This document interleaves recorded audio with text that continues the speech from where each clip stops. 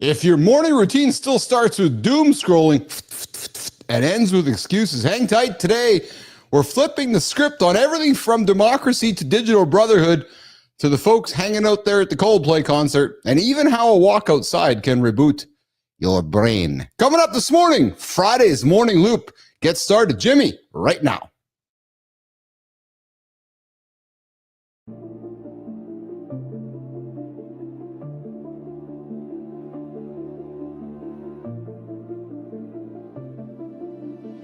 Welcome to Mornings in the Lab, where when something negative comes up. Building muscle improves blood flow. From squirting to squirreling.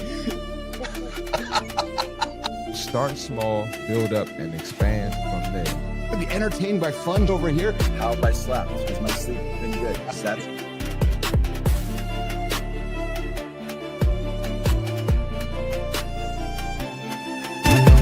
doesn't come from breaking the rules, you guys.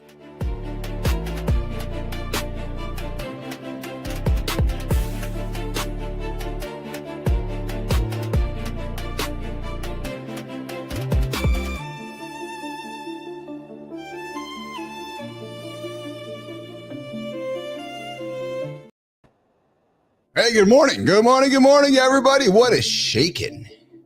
Hey, look over there. Hey, look up there in the stands. Oh, yeah. I think the whole world's looking up in the stands today. The whole world's looking up there. Making judgment on the couple caught on the kiss cam, the viral couple. We're going to talk about it. Why wouldn't we? I had a revolution this morning. Revolution? A revelation, Jimmy. Today, I think today's a turning point in the world of culture. And we're going to get into this morning on the Morning Loop, on Mornings Live with Keith and Friends, your daily accountability partner, your mindset coach, and your entertainment hub rolled into one lively morning show. Think Peloton without the bike. Yeah, think Peloton without the coaches. Think Peloton without the treadmill. Think Peloton with all the awesome humans over there. Just Keith and John, Marty and Jimmy and the gang here. Yeah, true story. All right, today's lineup is packed. It's Free For All Friday. Starting off with the accountability check and coming up here at about 15, 16 minute mark. Whenever we get to it. True story. It's not just a warm up. It's a call to action. Grab that coffee. Get your head in the game. And remember, every minute you hit snooze is a minute you had. And you're going to hand over to somebody else. Like the dude up in the stands, just taking minutes here and there. He's just taking minutes. He's taking wives. He's just taking people all over the place. Yeah. And after checking in, we're going to slide on over to the center stage. We're going to tackle a topic that hits home for everyone who cares about their community. And I know that we like to have fun, light conversations, but today I want to talk a little bit about democracy. It's been in my queue for many, many days and weeks, frankly.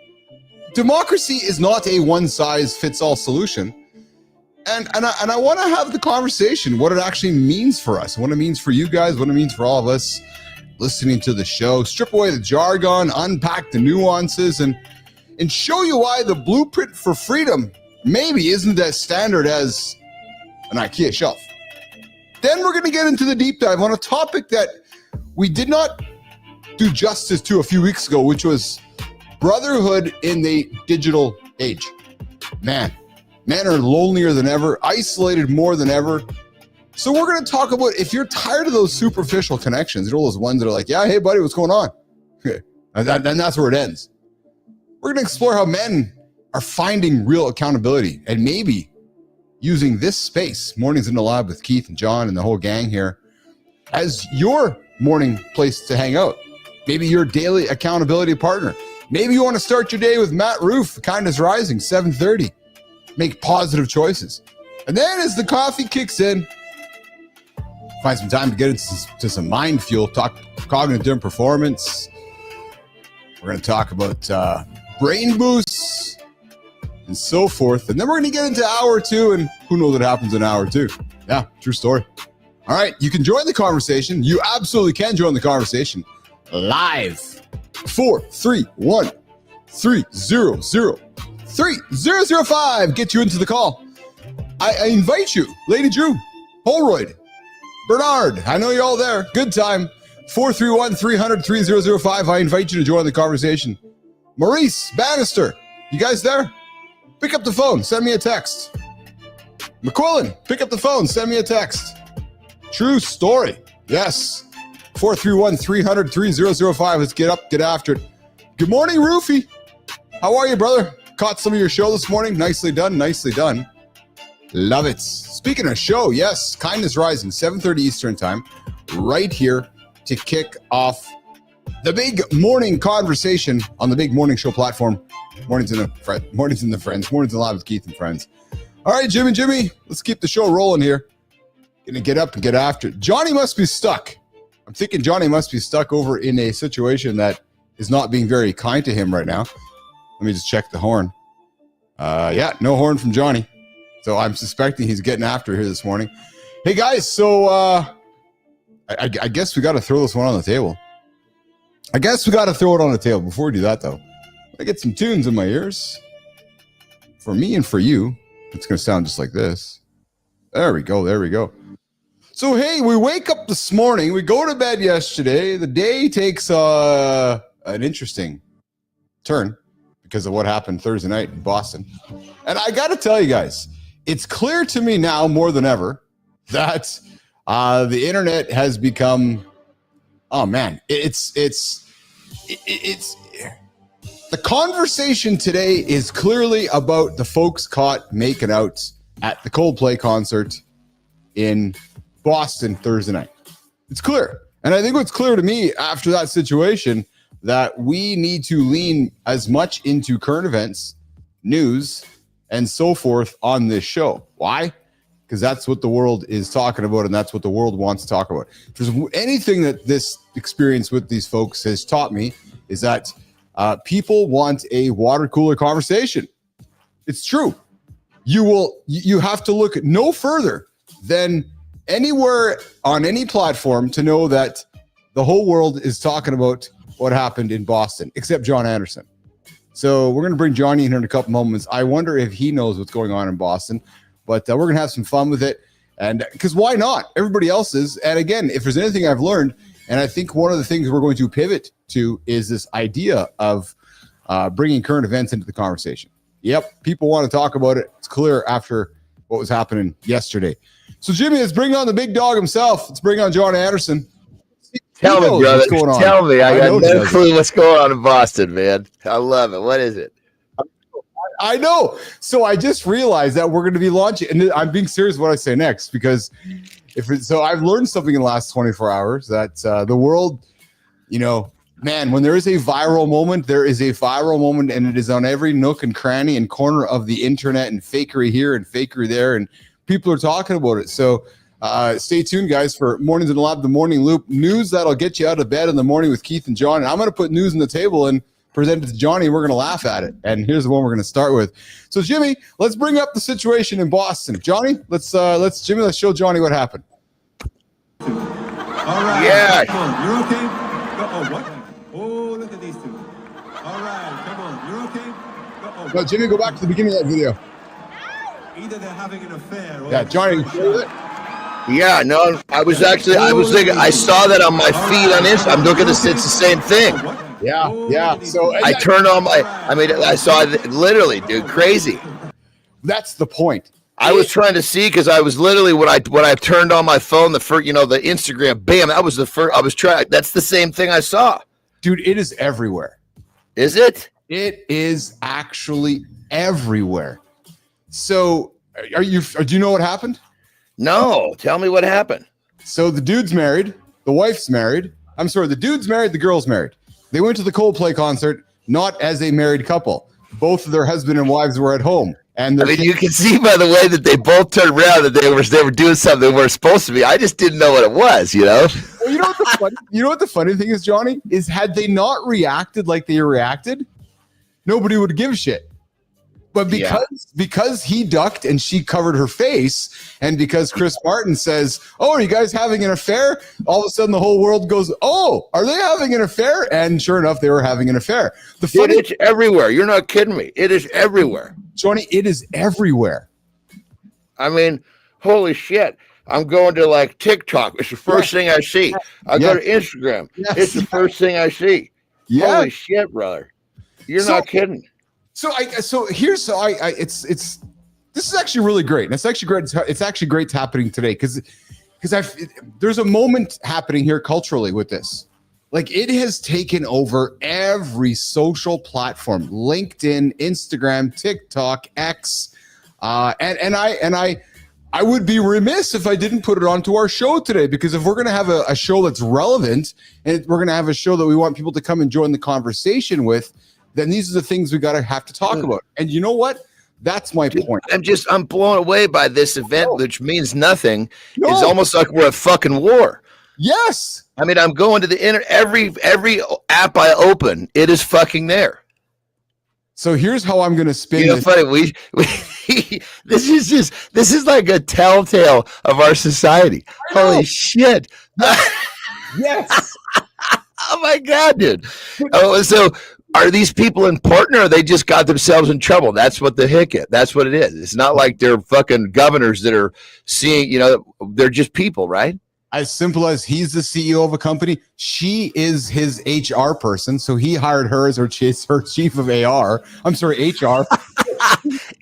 Now, I don't really understand the depths of HR, but it's to make sure that shit doesn't happen, correct? Well, it gets better. It gets better.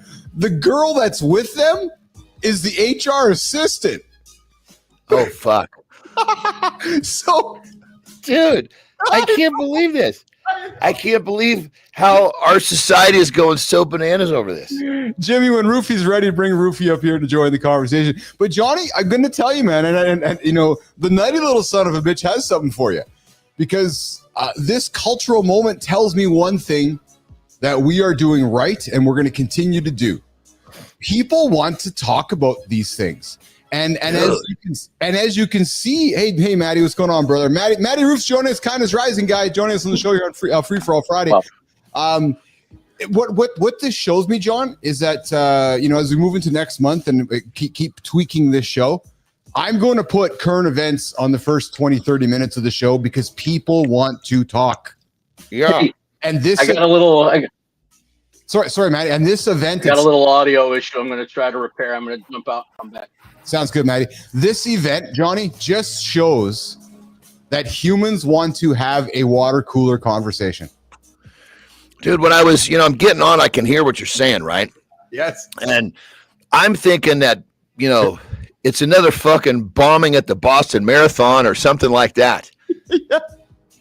I'm thinking like, oh shit, what fucking happened now is what I'm thinking. God damn it, because I don't like to hear about this bad stuff. It's fucking sad. No, precisely. Well, and the funny thing is, Johnny, is that it is stupid shit that you and I call out on this show all the time. People making stupid decisions, right? And but yet it's something.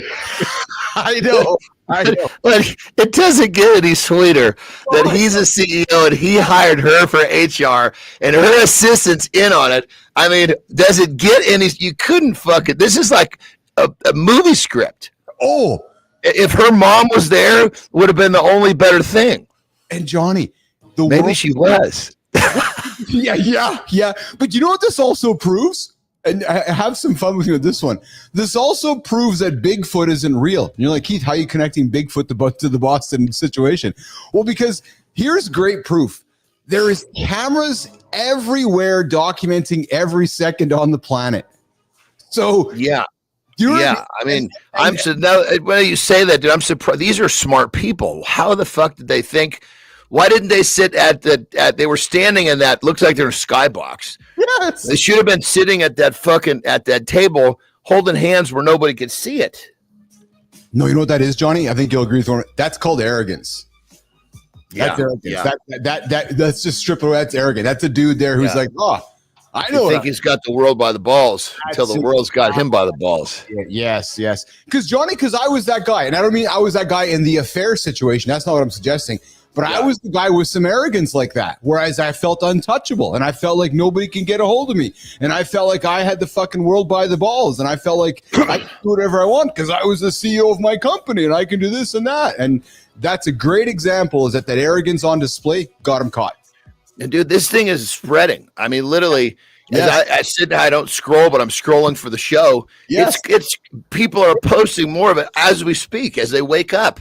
And then Maddie, I don't know if you know, but that thing you posted, that was a fake press release. That wasn't a real. Yeah. People are saying that, and I don't want to spread fakery. That's not my point. You know, yeah. But it was eye opening. That someone might think that, right? So I appreciate that, Keith. Thanks for calling me out. Yeah. I'm not about spreading. No, I know you're not. When I read it, my jaw just dropped wide open. So I don't want to spread any more fakery, but I am wondering what the team is going to do when I see the real deal, right? I mean, the fake one talked about this apology and then into blaming someone, saying that my privacy was violated. How stupid are these people? It's insane to me. Even without the fake PR, how freaking stupid do you have to be to show up with your side piece and hug her in front of 60,000 people, whether you end up on camera or not? Including what's going on in the skybox, that these are all employees of this company that are like complicit in it.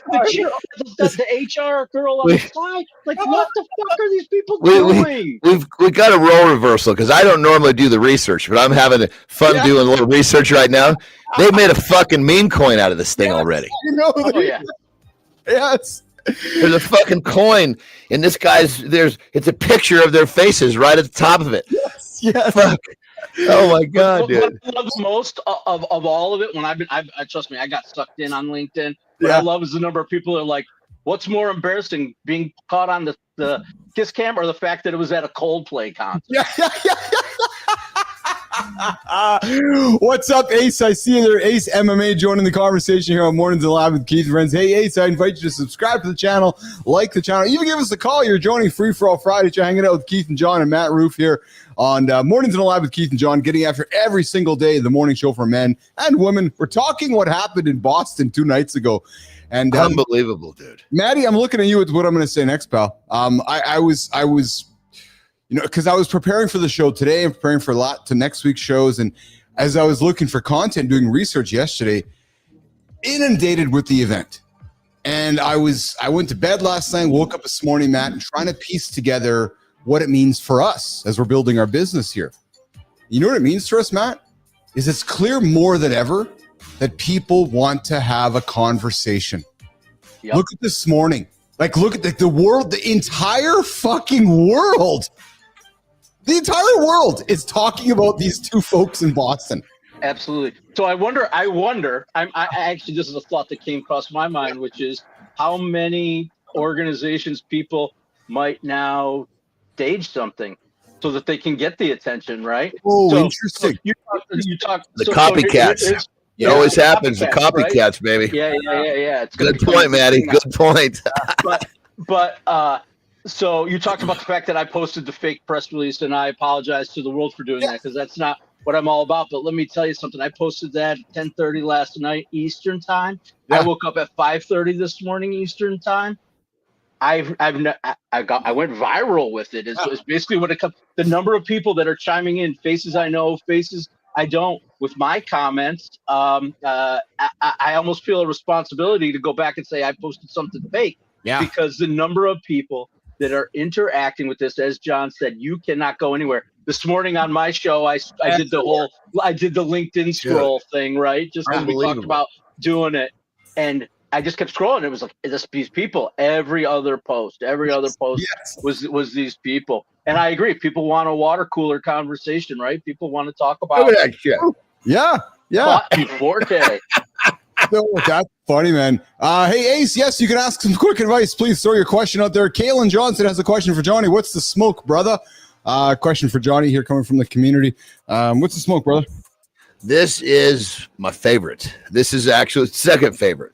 My favorite is a Cuba Grande. This is a Cuba. Nice. That's an acid brand.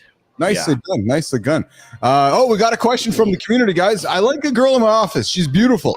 I was friends with her for almost 10 months. I was about to express my feelings to her, but then one day she told me that she got a boyfriend like 3 months ago. Oh, dude, I'm sorry to hear that. That sucks. I know. Take it to a Coldplay concert. Put your arms around it and see what happens. But you know what? Expressing your feelings to somebody, if they don't reciprocate, that's a manly thing. Yes. You know, because that's how you feel, irregardless of what she does or says. Most people don't have the balls to do that. Yeah. Very and well, Johnny. and many times I've seen it myself. You're not expressing your feelings, and that person went out and found a boyfriend because guess what? You didn't man up and express your feelings. Maybe she was feeling that same way at that same time. You were making a little bit of a connection, but you didn't man up and say, "Hey, I'm into you." And she was like, "Well, I guess he's not into me. I'm going to go find another thing." Right? That's exactly. And the worst that can happen is she can say, "I'm sorry, I don't feel the same way." You'll wake up tomorrow. Yeah. Kaylin comes in and makes some good sticks, Johnny. Throw some back to you. And Ace says, now I don't talk with her. And now she keeps on asking, why are you behaving like that? What's the reason? See, maybe she fucking dug you after all, dude. If she didn't care, she wouldn't be missing you. That's there you go. Yeah, good one, Johnny.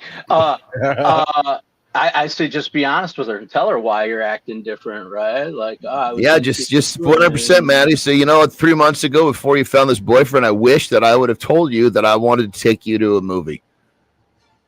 Love it. And just leave it like that. You know, you could just put your toe in the water. She can read between the lines and taking her to a movie. You know, if you feel like you need to revert, well, I was just wanted to be your friend. It gives you an easy out, but at least you open the topic. Yes. It does connect back to what we're talking about all our friends in Boston too, which is fishing off the company pier too, which can always be a little dangerous. Dude, I am just fucking blown away that how this thing is just fucking it's getting bigger as the West Coast wakes up, I think. You're absolutely right, Johnny. 100%. Well, here's the crazy thing is that this didn't happen last night. It happened Thursday night. Like this is you're fucking kidding me. Yeah. It just took a little while to hit the mainstream, and now we're seeing the bud blossom, so to speak. I'm sorry, you're right. Wednesday night. It's Friday. So Wednesday now. Oh, Jesus. So we're on a 48-hour spiel with this news right now, and it ain't going away. So I know. But like, it brings up another question, a business question. Yeah. Is there any bad press? No. I never heard of this company before this happened. Exactly. I'm probably not going to do business with them. I don't even know what they do. I didn't even look into it, honestly. Yeah, but there's that old saying, there's no such thing as bad press. Awareness. Yeah. So Maddie, maybe in 5 years, you were the company that had that guy that Yeah, we fired his ass right away. But come on in and spend your money. Well, and Jason, go ahead. Jason Calacanis, a high-profile dude out of San Francisco. I follow him, successful business guy too. I don't want to. His words were this, and I think he said it best. We live in a world where we're going to make a big deal of it, but by Monday, North America is going to be on the let's give the guy grace train. All right, the guy fucked up. Let's because we know, we all are about redemption. You can take any big person on the planet that's, we talk about Kobe on the show often. Well, Kobe had some dalliances that people judged. Well, there was redemption, right? Michael Jordan, redemption. We redeem everybody as humans because we all make mistakes. So we're having fun with it today, but by Monday or Tuesday next week, it's going to be the redemption train. Maybe show. I was on the same thing about redemption. The other thing I'm thinking about is how these two individuals are going to leverage this into book deals, movie deals, documentaries.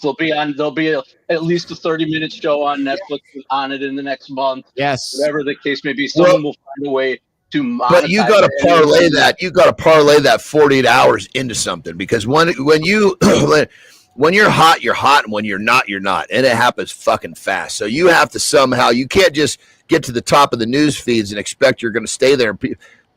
By Monday, nobody fucking cares. Yes, so right, Johnny, so right. But Maddie, back to your question on I got Ace here in the comments, Ace, what if I took the chance and she rejected me? Like, I will feel like a loser, and I have to work with her in the same office just to get away from her. Her thoughts. I started hitting the gym hard. May Lord lift this weight from my heart. Oh, dude, okay. It's already helping you. This situation's already blessed you. Yeah, there you go. Ace, I appreciate your comments, man. Keep bringing them. We're on your team. But Maddie, back to the business side. I think if anything is clear to me, is that people still want to have water cooler conversations. And I am truthfully going to lean into this idea of, you might hear some new taglines, the morning loop, unpredictable news you can use. Sit down with Keith and John to kick off your day. I'm going to throw 3 or 4 topics on the table that the world's talking about.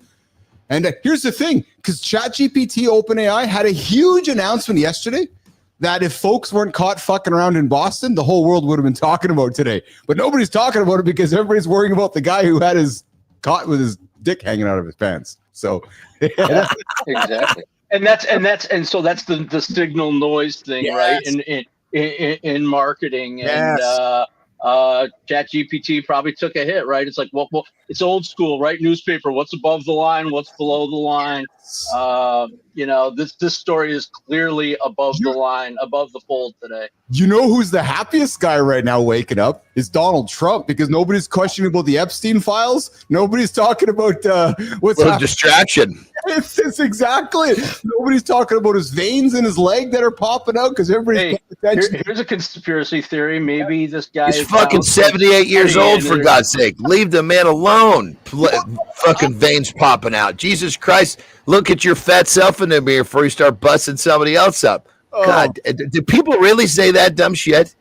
It's true. I'm not defending Donald Trump per se. I'm defending any 78-year-old who's got some fucking veins hanging out of his leg. Fuck.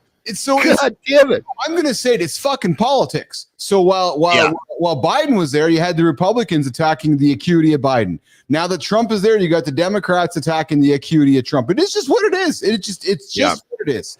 And I'm glad you said what you said, Johnny. And because 78, 88, it's called the human being. And yes, dude, it's one. And poor Biden. Listen, I'm not taking sides. I don't talk politics. Yes, but the poor guy you could tell that he was struggling at the end, and they just kept fucking putting him in the race. You know, I'd be like, God damn it, let the fucking poor boy go back to the stable and relax. He doesn't have the energy for this. He's losing his train of thoughts. He's doing the best he can, and you guys just keep fucking pushing him, thinking that earpiece, he can't hear what you're saying to get it out in time. Yes. Let the old boy go sit down. So, well, and that's another thing, Maddie. It's going to come out in time. We're going to continue hearing stories of how that administration just had a puppet for 4 years. I'm sorry, I'm going to call it. It was a puppet for 4 years, and there was a bunch of people pulling the strings because it wasn't the leader. I'll leave that there. That's a good question, though. On that level, I mean, I think that my opinion is that they're all, to a certain extent, just a face of a group of people fucking calling shots behind the scenes. Now, I mean, I think if there was a president in recent time that fights that, I think it's Trump. And here's why I think that. Yes. We've never had a fucking billionaire president before. Most presidents, you can maneuver them with money. You can't maneuver this one with money. Yeah, I don't disagree with what you're saying. I think at the end of the day, they're all just puppets, pulling strings, and we just have a different set of puppets and different set of strings. Mm-hmm. And here is the big difference. And again, so we are talking politics. The difference is this: the Trump administration, I would argue, is not much different than even the Reagan or even the Bush, Maddie. The difference is that every single thing is documented on a phone or a camera, and every human has an opinion. Because I can tell you, man, we all didn't know, Maddie, you and I watching, we all didn't know what was happening. We all didn't know what was happening with fucking Bush doing what happened in That's a great fucking point. What kind of shit did Abraham Lincoln do? We just never found out about. or you found out about it a month later or whatever the case may be. But I mean, there was no cameras, there was no emails. If he didn't write something down or you didn't see him on top of somebody, nobody was finding out. That train works both ways though too, because now it's used as a tool. The politicians know this too, so they know that they can post something and 24 hours later it's going to be overwritten by something else. Yep. So it's used both ways. Yeah, everything is exposed, but you can change the narrative very quickly. Let me tell you something. I can speak firsthand of the difference between being on the road in another fucking country before and after camera phones. Big difference in behavior patterns with athletes. Trust me when I tell you. Yeah. Completely changed the game. I would have been. I'm just going to leave it. I'm just going to leave it at that. There was a lot of shit that you used to be able to do that you couldn't do anymore because somebody was fucking snapping a shot of that. Yes. If we had camera phones in the 80s and 90s, I would have had a completely different life. I know that there's shit that I did. Yeah. If I knew it could have had any chance of being documented, I probably would have thought again about it. So it may be an accountability that's a good thing. I don't know. Again, it works both ways. Oh, brother, I 100%. I agree with that, Matty, because there's a lot less dumb shit that was happening when you knew that you could be fucking caught in 45 seconds if something got fucked. Well, let me rephrase that. Camera phones was the first step. Social media, where people were posting weird shit, that was where it all literally shut down. Then the rules completely changed. Yeah. Then at that point, you couldn't be in a public area doing what you wanted to do. You had to kind of maneuver what you wanted to do into a private space to do what you wanted to do. Well, I'm at a point in my life where I just assume I'm being recorded. Oh, you have to. Yeah. I mean, no matter where I go, whether it's Walmart or wherever you're being recorded. We're all wearing glasses right now. The next computing platform is glasses. I have glasses that record naturally. So all three of us are wearing glasses. Just hang on that for a second. Well, and think like this, what you said, Matty, totally true. And finally, when I say that, finally, I came to a place in my life where fucking record me because I got nothing to hide. No. And that feels fucking good because let me tell you, I lived my life for a long fucking time trying to keep shit covered up. And you don't realize the type of internal anxiety you're fucking carrying around living your life that way. Yes. Well, so I've talked about this. I've talked about this personally too, with my own struggles with addiction and substance use, and that was the worst part. The hiding and the lies is always worse than the behavior. Hey, you're hanging out. Sure. Keith, John, and Matty here on Mornings and Live with Keith and John, getting after it every single day here, 8 o'clock Eastern time. Matt Roof's joining us. Matt's the host of Kindness Rising every single day right here on the platform, 7:30 Eastern time. A reason to get up, positive, affirming, kind messaging, and a brother to walk you in the direction that you might not even know where you're heading. Matt's the guy to lead you. I encourage you to tune into a show at 7:30. I got some comments here, guys, from the community here. Ace coming back saying, thank you guys for the kind words. What top 5 qualities a girl looks for in a guy? I don't know why girls right now like a bit feminine guys.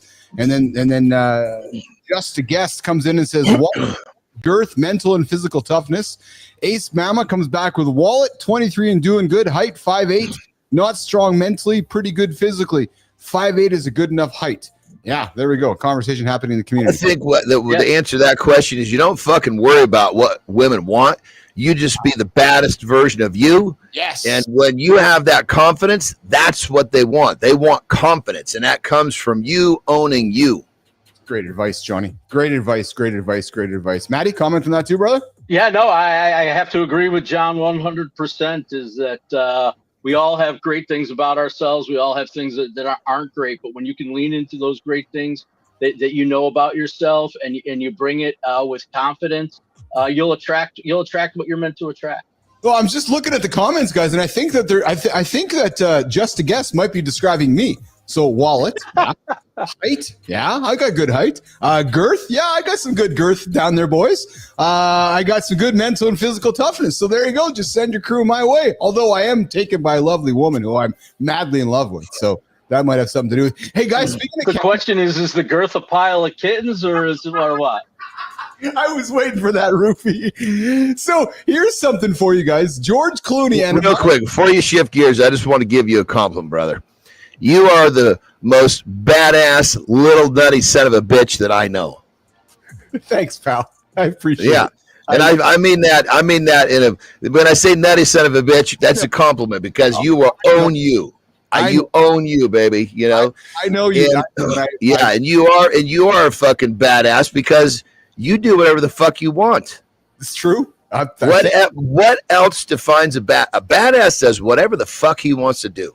Yeah. The difference is you just do a lot of good shit. I appreciate and you don't give a fuck what people say as you go about it, whether you're wearing a fucking funny hat, making terrible jokes or whatever it is. You just do it and you don't care. You relate. You both will relate. Piper had her girlfriends over here yesterday, and Dad was home, and she's like, "Oh, there's my dad." I'm like, boy. "Hi." Right, Matt? Right, Johnny? You guys know how My kids stopped bringing friends over because I just embarrassed them too much. They're just like, because here's what happens. They come downstairs and they go, "Oh, what does your dad do?" And then Piper has to explain that her dad's a YouTuber. And then she's like, "Oh," and it becomes this. And I'm just sitting up there doing my thing. Here's the thing. Your kids are, but at least I'm going to talk about my kids. I don't know your kids. My kids, they get embarrassed by me. But you know the number of kids, their friends that I run into, and Mr. Roof's the coolest, Yes. blah blah blah blah blah. Because I just be myself with them, right? I'm not trying to parent them, and I'm not trying to be something that I'm not. And yeah, I make corny dad jokes, and I walk around missing a tooth, and unfortunately, some of my kids' friends have found me in my underwear and t-shirt, and whatever, Oh, Listen to this. This is funny. So when my kids are in high school, right? Yeah. Their friends would refer to me. They would refer to me not as their dad, right? They wouldn't say, "I want to meet your dad." Everybody used my full name. I want to meet John Anderson. Yeah, is John Anderson home? They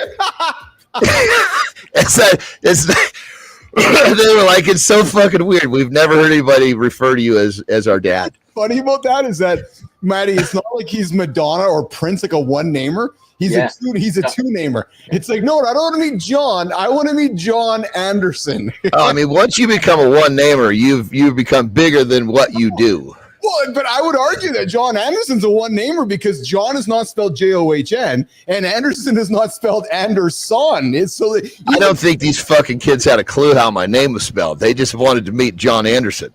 Speaking of John Anderson, Ace comes back and says, "John Anderson, you are awesome, and I'm jealous of your biceps." Yeah, and then Ace comes back and says, "Confidence comes from you owning you." I just took a screenshot of it. It's true, man. It's absolutely Fuck true. yeah, brother. It's exactly. Once you do that, life will fucking be forever changed. Yeah, and you know what, Stu? And I want to lean into this comment, Johnny, because that's just not an obvious thing for us men. Like, it was my late 30s, I would say, where like it was not like I was probably 38, 39, closer to 40. Started finding my own confidence as a man because I was. When I found it was when I discovered that about the same time I started using the phrase, which was fucking powerful. 2 simple letters that changed my life. No. Oh, yeah. Because once you start saying no, you know what the fuck you want. You know who you are, and you're making decisions that serve you or the ones you love. Period. End of story. I agree with that 100%. My story changed when I gave up the shit. When I gave up hiding, masking with substances, and found my true self. I think there are a lot of people out there that are in that same boat in terms of using whatever external thing to find themselves. And when you give that up and you get real about yourself, that's when you gain the confidence to say, "I don't give a fuck." It's so true, Maddie. So true. And Maddie, since we have you here on the show here, and you heard me calling you out yesterday on the show with Johnny. I did it kind of publicly behind, but also in front of your back. I just want to take 24 hours again later and just congratulate you, man. I noticed your confidence when you and I had some business meetings yesterday, Johnny. It's like there's a brand new Matt.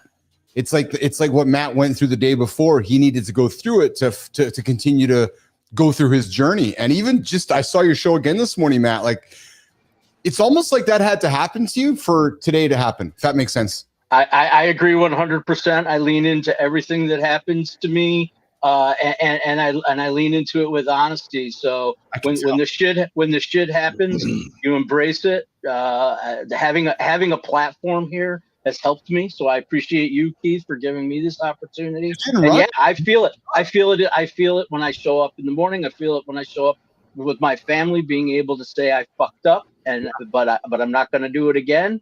And it's given me a boost. Brother, real quick, right there, I gotta say, it's because you're a classic example. When you're growing, when you're committed to growing, when you fall down and you get dirty, you get up and you clean yourself up. You get a little cleaner every time. Yeah. Yeah. I love that. Yeah, I mean, I've fallen a lot. I'd fall, I get back up. And when you get up and you're like, "Fuck, this is great. I'm gonna be better. I'm gonna get cleaner than I was last time I did this dumb shit."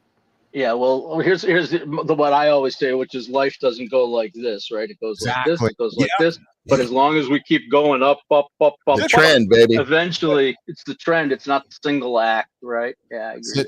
That's it. Ace comes back with whenever you say yes to something that will ruin you, you are simultaneously saying no to something that will make you. Oh, well said, Ace. Well said, Ace. Good nuggets you're dropping here on Morning to Live with Keith and John.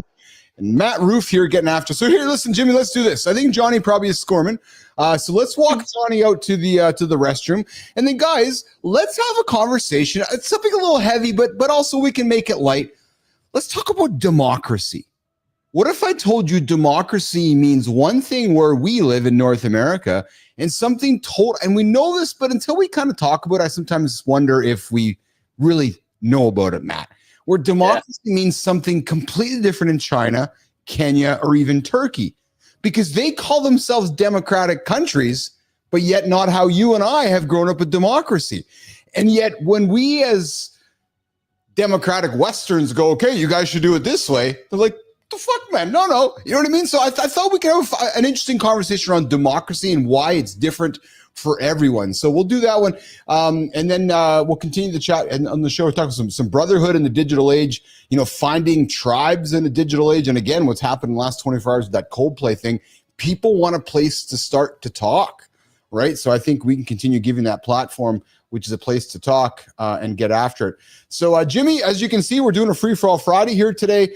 Jim, let's, if you're ready, Jimmy, let's run that democracy clip. I know Johnny can hear it. Let's run the democracy teaser. And then let's just have a light conversation. I would love to hear Matt's POV. I know Matt wears similar clothes as I do. They're blue and red, and they're interchangeable. So leading with humanity and love around all of that. And I think I'm confidently speaking that way, Matt, about you, just like myself and even Johnny. So I suspect that many of our people. What if the word everyone agrees on actually means completely different things to different people? We live in a world where political conversations feel impossible, where people seem to want the same things but can never agree on how to get there. Research across dozens of countries reveals that when people use the same political terms, they're often describing entirely different systems, values, and outcomes. Understanding these hidden differences could transform how you navigate political discussions and protect what matters most to you. It isn't agreeing on everything, it's understanding what we're actually talking about. Today, we're exploring how to become the partner who creates deeper intimacy through emotional intelligence. All good, Jimmy. So, Maddie, when you hear democracy, what does that mean to you? Oh, it's a great question. So, democracy to me is connected to the freedoms and the rights that we have as people, as humans across the globe, not just here in America. It's not necessarily that about the majority wins, right? That's a concept in democracy. But to me, it's a mindset of freedom of speech, of being able to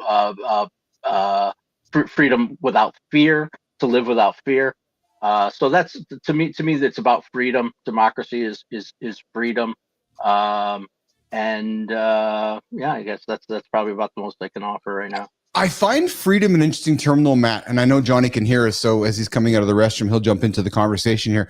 I find freedom an interesting topic, Matt, because, and I'll refer to Canada. So for the last number of years, we've had liberal government, went through the pandemic, and many would say that, liberal government, very free, very democratic, very, very do what you want, very freeing.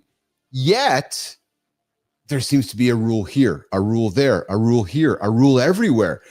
So I find it intriguing when we think of free being tied to rules, because that's not very free, right? Mm-hmm. So, and then you have these authoritarian, ideologies, which are, this is my rule. If you agree with it, then it's our rule, and it becomes something that, some could perhaps consider it being somewhat democratic. But think about this, right? So misunderstanding democracy isn't just academic, it is political. When people think voting is all that matters, they ignore the warning signs of perhaps authoritarianism.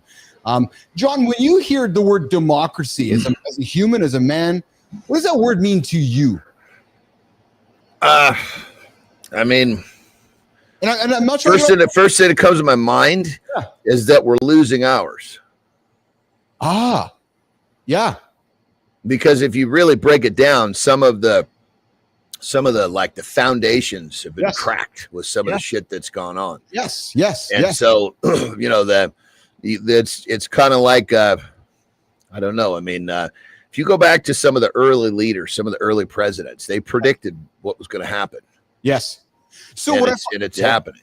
Yeah, no, I know. And so, but here's what I want. And I know we pride ourselves on having light, fun, entertaining conversation. And I think we can make this as well, because I found this quite fascinating because, you know, and we got John Jacob Jingleheimer Smith. I love your name, John. You know, capitalism, you know, over democracy. He throws it out there, you know, because in China, they consider themselves a democratic country because they deliver economic growth, not because they hold free elections. So if you live in China and Matt, to your point, if your economy and your life is growing, well, then maybe you're happy because you're getting what you want, right? In Kenya or Lebanon, citizens want direct democracy where people vote on issues themselves, not just elect leaders, right? Well, so I find it fascinating because what we think of democracy is very different all over the planet. Maddie? Yeah, I think the connection that John Jacob Jingleheimer Smith, I had to say that. Yes. The name, right? Makes it is poignant, which is what really drives us is economics, right? Anytime people ask, oh, well, what's up, what's down? It's the economy, stupid, right? It's always about what's in the pocket, who's growing, who's got it, who doesn't. Yes. So it's not necessarily about the political democracy. What it's driving is the economic democracy. So I happen to agree with JJJS that it's capitalism over democracy, that it's the economic systems that happen to drive us. I want to say one other thing and kind of flip this on its head, because it reminded me of something that I saw on one of my posts, which was the opposite of what people consider the opposite of democracy, which would be socialism, right?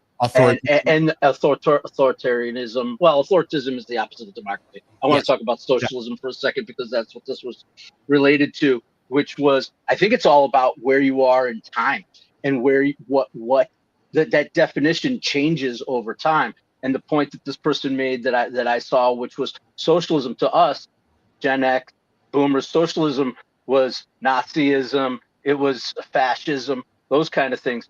To the generation coming up, socialism is social medicine in Denmark and open free elections, right? It's a different mindset around that word. And it evolves over time. It's a concept. Well, it's not defined. It's a concept. My definition is different than your definition.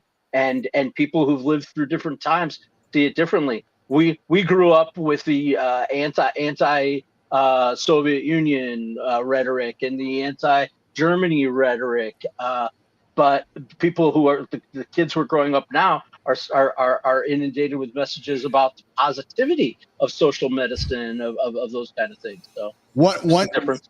So this is fascinating. I'm glad we're having the conversation, and we're striking a chord in the comments, because there's some comments coming in I'm going to get to in a quick minute here. But Matt, and what's happening now is that you're going to have a generation of kids growing up, my kids, perhaps my grandkids growing up, perhaps redefining democracy, because to your point, if the economy keeps doing this in North America and it reshuffles and does this, and Americans start having happy lives because of the authoritarian rule, I put that in air quotes, perhaps it gets redefined as democracy, because like, well, hey, we like how the guy's leading. We like how we're making progress. We like how our life is getting better.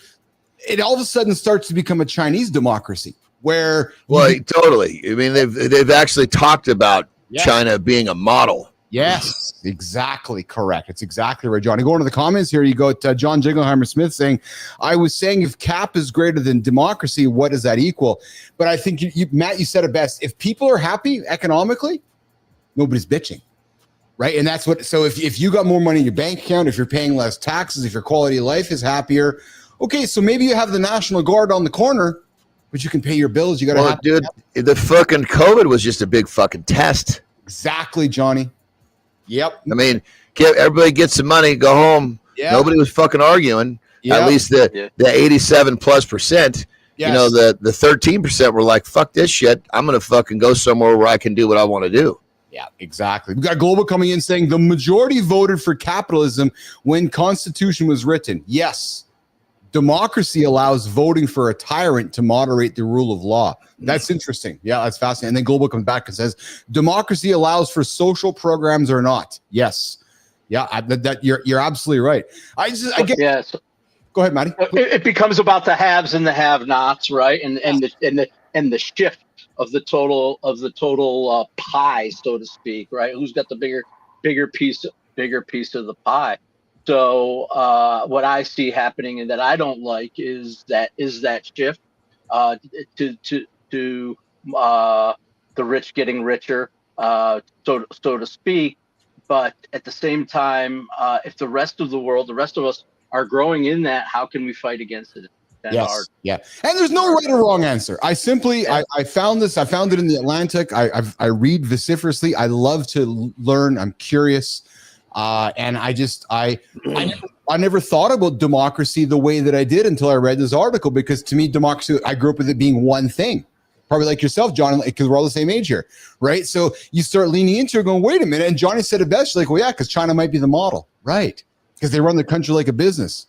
And it's hard to argue, I will say this as a business operator, it's hard to argue with running a country like a business. And I know the social programs and all that, but I'm just saying that, hey, if we can provide for everyone and provide positive lives for everyone, maybe there's because there's so much waste in government, is what I guess I'm saying along the way. Yeah. So I talk about that on my show, right? Part of my show is about business, right? And what I think is important is that as we grow and as we prosper, we remember that there are people who aren't growing and prospering, and some of that is giving back, right? Some of that is giving back our time, giving back to those who, and lifting others up so that we all rise, right? A rising tide lifts all boats. So we have to remember to look for what's going on in the other boats too. I do. And I think if you strip this down, I think we got to remember, no matter which fucking direction the government is leaning or twisting or turning, there's still so much fucking opportunity out there if you're willing to fucking do the hard shit. Yes. It does call it fucking blah, doesn't have to even be a fucking word. Unless if you're smart enough to keep yourself outside of fucking prison, there's opportunity everywhere. Yes. So stop fucking worrying about what the government's doing and fucking worry about what you're doing. So this is where I strongly agree with you, Johnny, and maybe disagree a little bit, Matt, with what you were saying. So I don't like handouts, because I fucking work hard. I get up and put 20 hours a day in so if you, not you, I'm saying the word rhetorically, if you want to be a lazy ass and wait for a handout because it's all kumbaya, we're going to make it even for everybody, fuck off. I work hard for my money.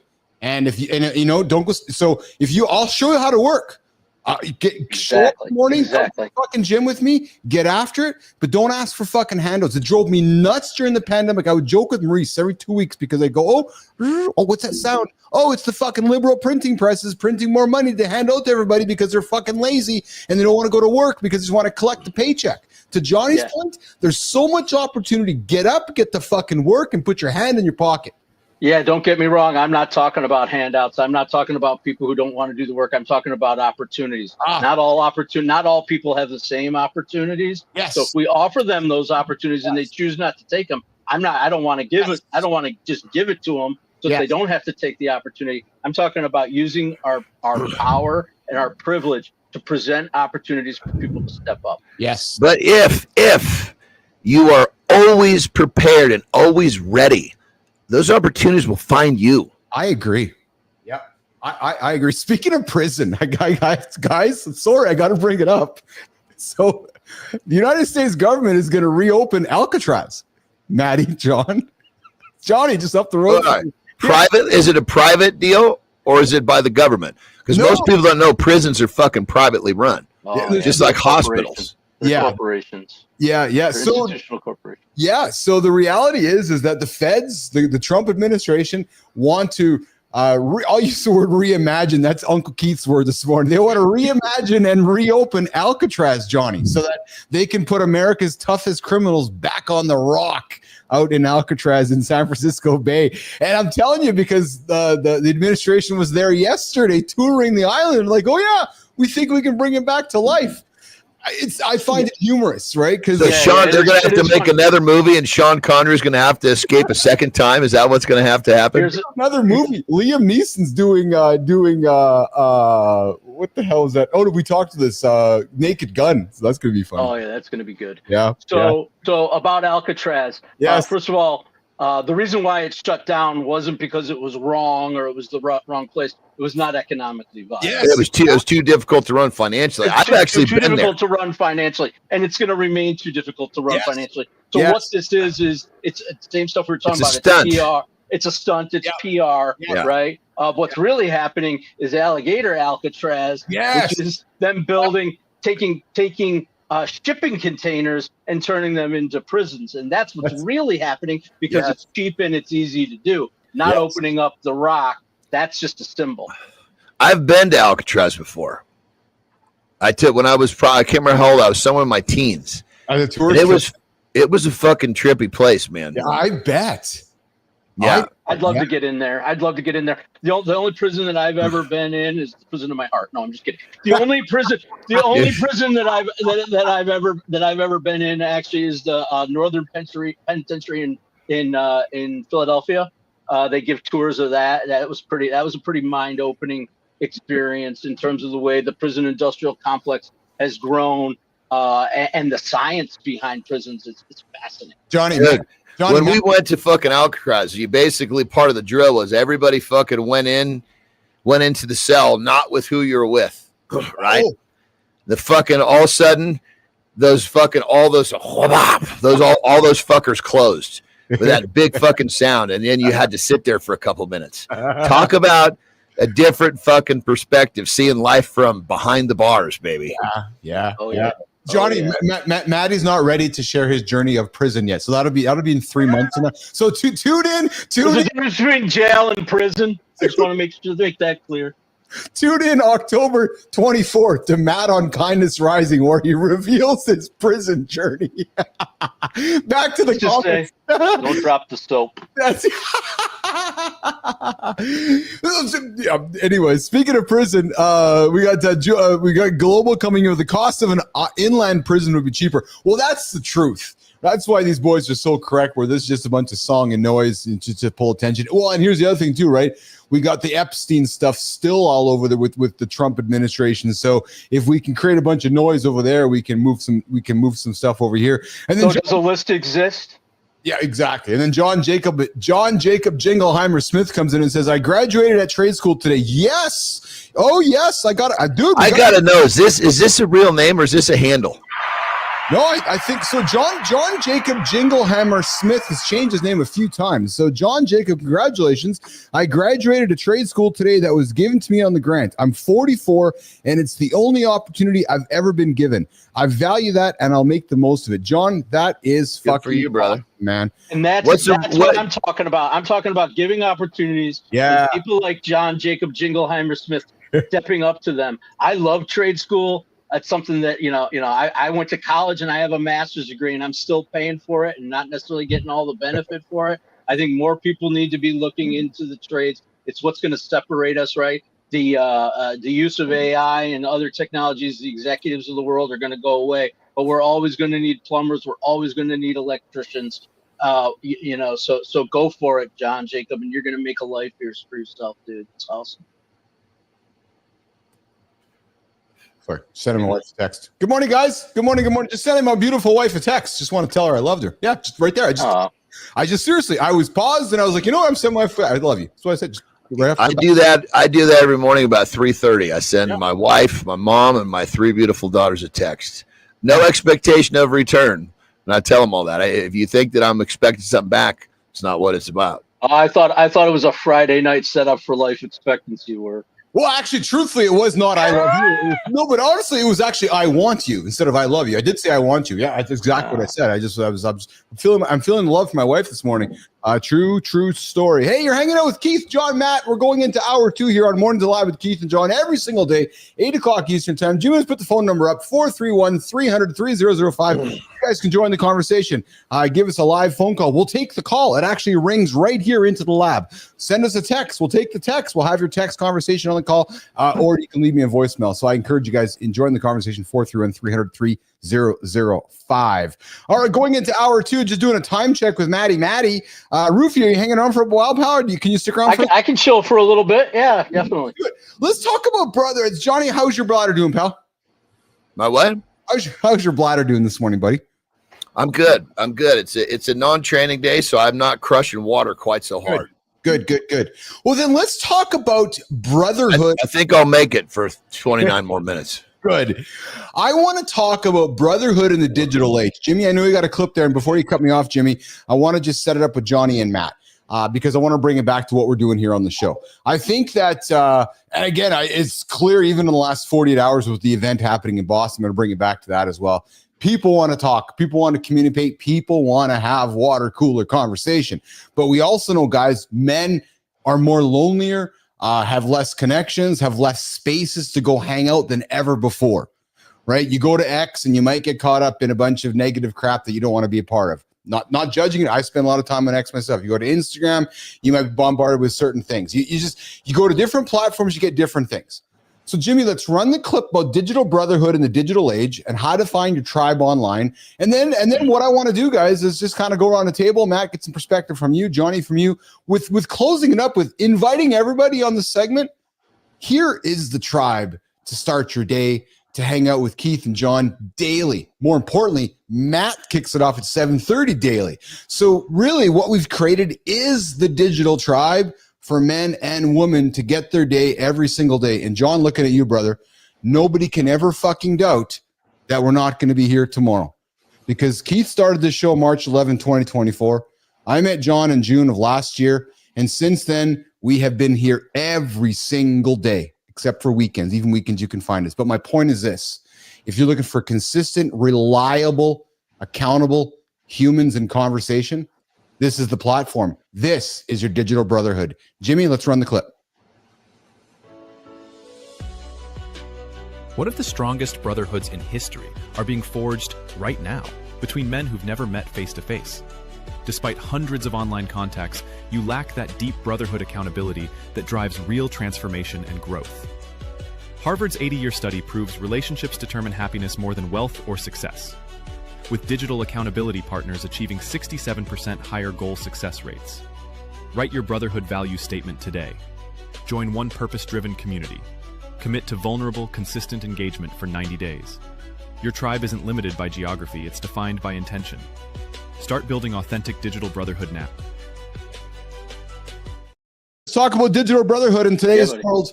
Let's get into it, pal. So, as a 50-year-old man working yourself through life, talk about brotherhood and connecting with men and finding spaces to have safe conversations.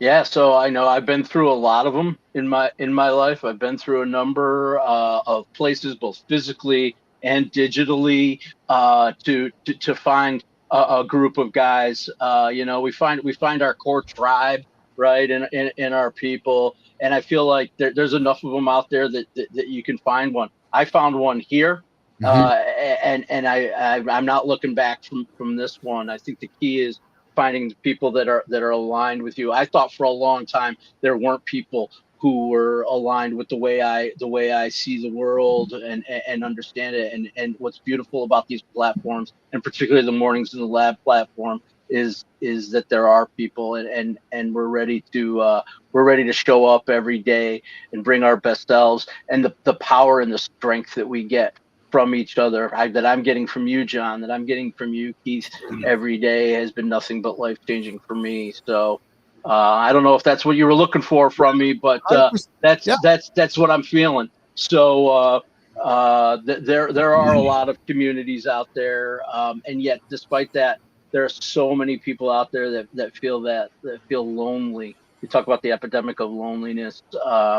It's remarkable to me. And I think some of it is what you said, which is people want to avoid the bullshit. And I just say, when you find that, move away from it. You have a choice. You know, Stern used to say, you don't like what I say, change the dial, right? 100%. So change the dial. Come on over to Mornings in the Lab and change the dial to us, because we're bringing positivity and good stuff, conflict, debate, and discussion that's open and welcoming of all viewpoints. Hey, John, what's been the biggest surprise for you in the last year building this with, building this together with me and Marty and the guys? This idea of an online community and our brotherhood. What's been the biggest surprise for you? Man, I'll be totally honest. I was, let me go to both sides of that coin, right? Because I understand, and I've seen it all around me, how difficult it is to do something every fucking day. Yes. Do something that's difficult every day, I should say. Yes. Right? And getting up really early is difficult. You know, have you done it long enough where it's not difficult? It's kind of the question. So when I came on here with you, what I figured was, in my mind, I knew the success you had. So I knew that you understand difficult, right? Yes. That was one of the things that drew me to the situation. Yes. So at that point, what I didn't know was, and I knew that I could run with you because, I've done it myself. I guess the question I didn't know was who else was going to be able to do it. And I think what we've seen is the cream always rises to the top. Yes. So what I knew was that I could do it. I believed in my heart you could do it, but I didn't know. What I didn't know is who else could. And we've seen a lot of, I don't know what we call it, false starts. This is just people are good at doing stuff till it gets really fucking hard. And then they find their mind gives them the reasons why it's better to go a different direction or loosen the commitment or whatever it is. But the one thing that I do want to say, talking more about what we're talking about is I think community is very important. It's very important. But at the same time, I think people have to realize that you can't put everything on the community, right? The cake is you. Yes. You have to bring the character that the community actually has. You can't show up and try to suck the character out of the community. You got to have the character to get to the community. And if the community falls apart, you got to have the character to stay strong. So maybe you build a community, but it's almost like training, right? I can't tell you how many people, I lost my training partner. And so listen, you do what you're going to fucking do, irregardless. If I had a fucking dollar for every training partner that that I hate to say quit, but to a certain extent, that's the truth. Jesus Christ. Yep. It'd be a stack of dollar bills going to the moon. But what I'm getting at is that I realized that I was my own pillar. And ultimately, when someone realizes there's two folds to this, it's much more powerful.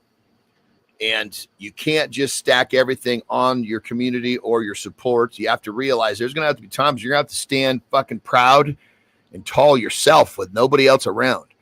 And then when you find a community with people that have already done this, that's where the true magic is. Now, many people that are trying to learn to stand tall, get in there and learn from the people that are doing it. But the people that are doing it understand that the community is like the icing on the cake. Yeah, I'm with you there, man. We got some really kind words from John Jacob. I know John had to leave, but I think this is the great.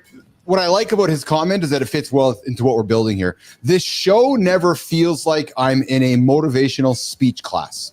Thank you, because that's exactly what Keith and John are not trying to create. Just honest discussions and a true wanting to see each other prosper.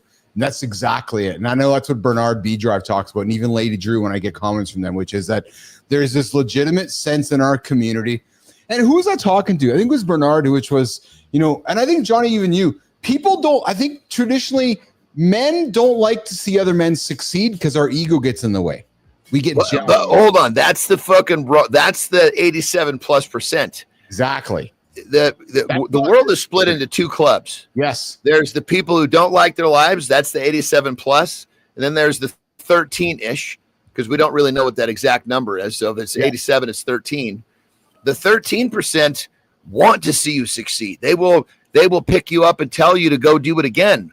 Yes. So I say all the time, when people are, talking shit, realize those are the people in the club. You don't want to be in their club. Exactly. Because they're trying to drag you down. And that's why when Bernard sent me that text a couple of days ago, like, dude, I have nobody to tell except for you. I'm like, fucking right, man. Let's celebrate you.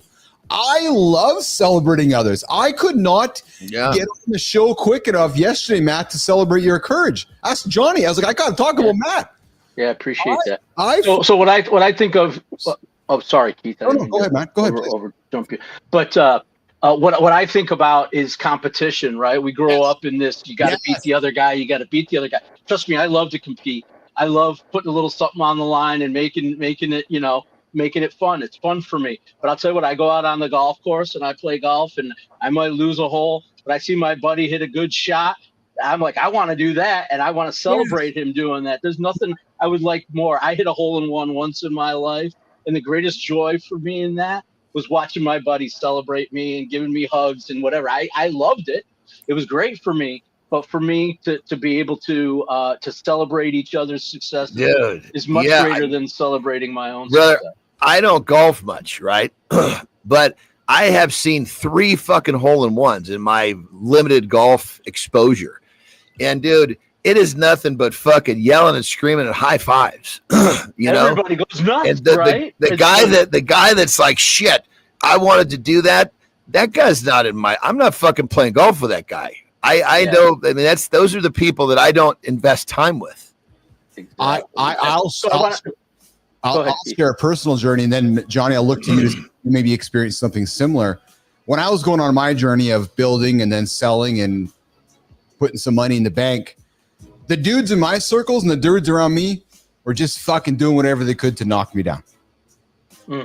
Just knocking, right? And questioning and just knocking. Johnny, as you were accelerating and achieving some greatness, I'm going to assume, and I know you don't pay a lot of attention to those that are talking smack because it means you're on the right track. But I gotta think there were some dudes who you thought were in your posse that are actually like cutting your knees out. Am I wrong? I mean, they're always there. It's like you figure out once you really start to get fucking traction, you find out who these people are real fucking quick. Yeah, that's well said. Well said. Maddie, closing comments on Maddie? Yeah, so I think it's a couple things. One is I think part of being in a community is being able to call each other out on the bullshit. It's one thing to say I'm not going to let this person knock me down. We also need the devil's advocates in our lives and the people who are going to question us on our accountability and hold us accountable. So just because someone's pushing back doesn't necessarily mean that they're against us. Sometimes you got to do that to be for people. And I also want to talk about the fact that community is made up of a bunch of people who come together and create a synergistic effect, the 1 + 1 = 3 effect. So what it requires is what we're seeing today more than I've seen probably ever, which is get in and get engaged. Don't just sit on the sidelines. If you're going to be part of a community, don't be a witness to it. Be an active participant. But on that level, brother, the guy that tells you to, hey, stop being a pussy, that's not the guy that's standing against you. The guy that's standing against you is doing something, to actually, his jealousy is having him trying to, circumvent what you're doing. The guy that's telling you to go harder, he's in your corner. Big difference between a guy that's pushing you and a guy that's trying to undermine you. Yes. Well, and that's one of the reasons. And I know, John, you've gained a lot of affection for this man. You haven't met him in person, and Matt, I know you haven't met him in person. He's not here right now, but that's why I fell in love with AJ Zeglin. He was somebody who propped me up, who challenged me, who taught me, who encouraged me, who listened to me, and helped me become who I am today, because he was there to not only, Johnny, say, fuck, man, don't be a pussy in the squat rack, man, you can get this, dude. And didn't always tell me what I wanted to hear. When I'd come and say, hey, here's what I learned because this is what I want to hear, he's like, yeah, but that's not what it is. I'm like, what?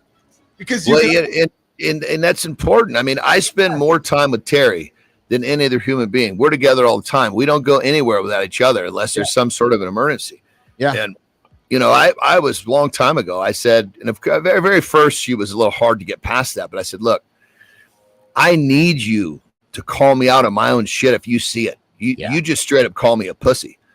She calls me, she doesn't have to call me a pussy a lot, but she's not afraid to call me a pussy when I'm being a pussy. And I'm not trying to use pussy as some degrading thing. That's just the word she uses to fucking get me to stiffen up. Yeah. Maddie? Yeah, I think that's really important to mention, right? It is the people who lift us up that call us out on our bullshit.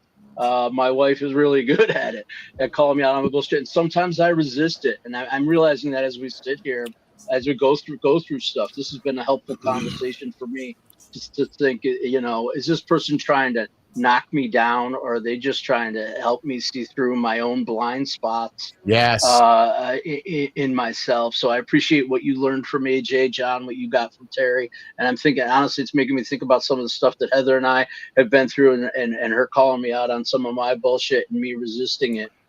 Thank her for that, brother. Yeah. I mean, it's funny sometimes when like a literally real world story. So it was probably 15 years ago, I had a really bad lower hamstring pull. I did it at a ring at a pay-per-view match in Japan. I come home and these fucking things right down behind the knee are fucking painful. Like I can't even, you think it's a ligament problem because it's like the pain is so bad. Well, Terry was like, of course it's her job to make sure I'm doing my shit. She's like, stop being a pussy. We got to get you rehab, blah, blah, blah, which she was right. Right. And she's like, 3-4 days into this thing, she takes me to this place where it was one of our buddies, really good. He's fucking digging on it with this plastic tool. And I swear to God, he might've been like, it felt like he had a fucking chainsaw cutting my knee off, right? Cutting me right above the knee. Yeah. And so Terry's, of course, digging on me, blah, blah, blah. She just had the same injury about a week ago. Oh, and I was like about 4 days in, I said, okay, you know how bad this hurts right now?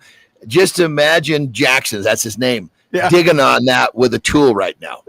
She looks at me, and so it's like she kind of gets, it was so good for her to get that look, like, holy shit. Now, she was right. I wasn't damning her, but then she gets a feel for what she pushed me through and had a different respect for it. So it was kind of like a little bit of a paycheck for me, It does come back around, right? It always does. And so when we learn from somebody and grow, we're able to give that back to them, even if it's a little ball busting or in a way, it's like, oh, remember that? And that's called shared experience, and it's what you have in community. That's right. Yeah, I just liked it because then she truly understood what I endured to get through what I had to get through. Because when you're in, we see it all the time. People are in pain, but they're making a mountain out of a fucking molehill. Yes. So did the conversation go like this, Johnny? Hey, Terry, don't be a pussy, man. I was in your same shoes. No, I always, what I do is I wrap the story around and I say, I remember a time when you were calling me a pussy, and I thank you for that because I needed you to push me.